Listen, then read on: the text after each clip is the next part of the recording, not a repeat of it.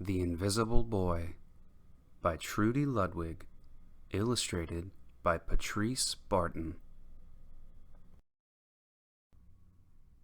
Can you see Brian, the invisible boy?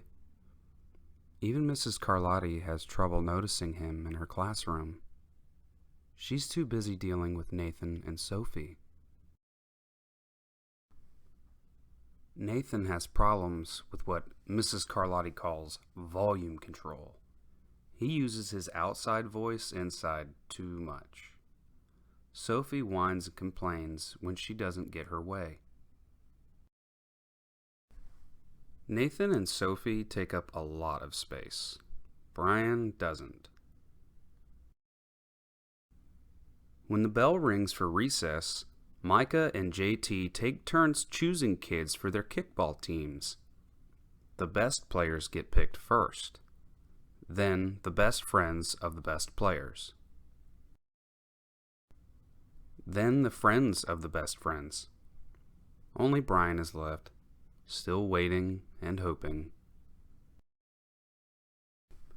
JT glances in Brian's direction and just as quickly looks away.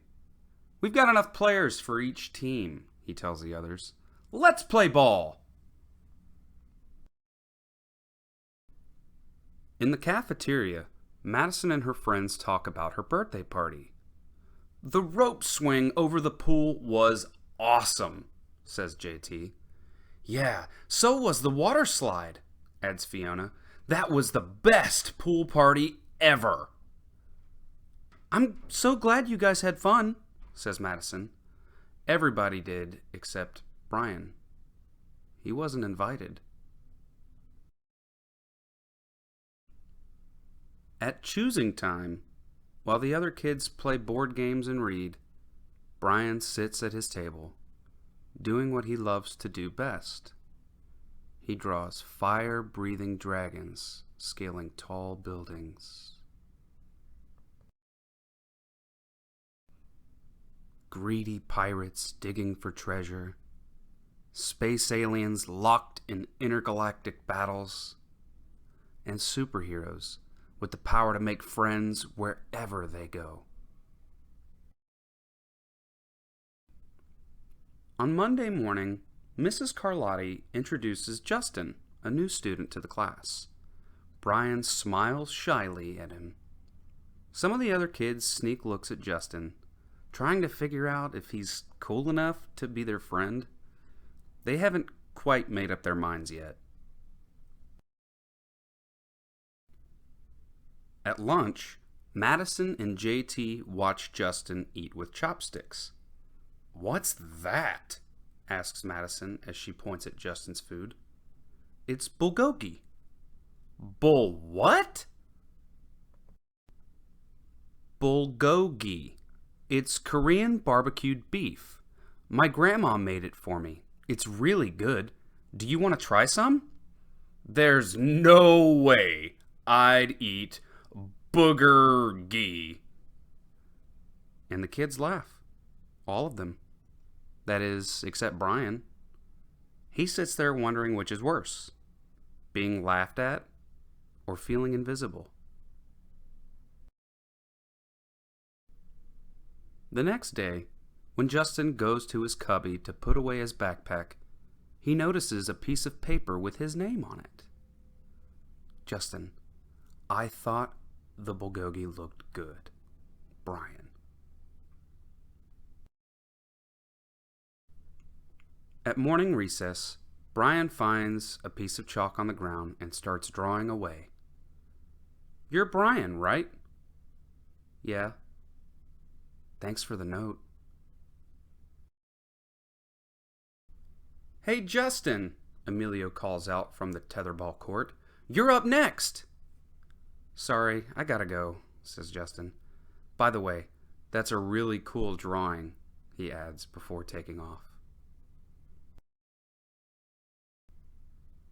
Back in class, Mrs. Carlotti asks the kids to go team up in twos or threes for a special project.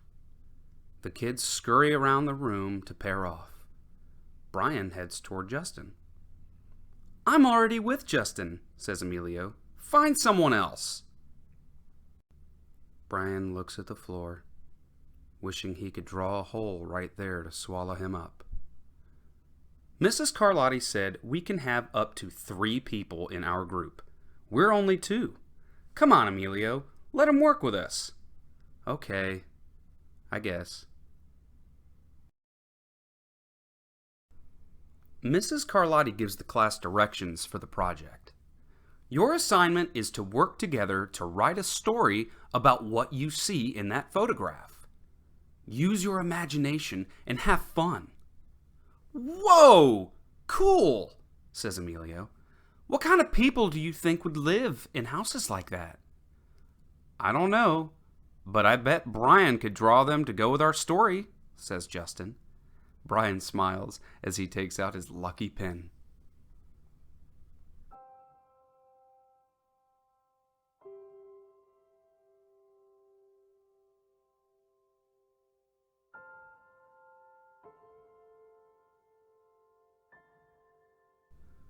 It's lunchtime again. Brian's least favorite part of the day. Another 20 long minutes of kids talking and laughing with everyone else but him. Brian! He hears someone shout. Hey, Brian! Over here! Brian turns and sees Justin waving him over. Emilio nods at Brian as he makes room for him to sit at the table. Cookie? Thanks. Maybe, just maybe, Brian's not so invisible after all.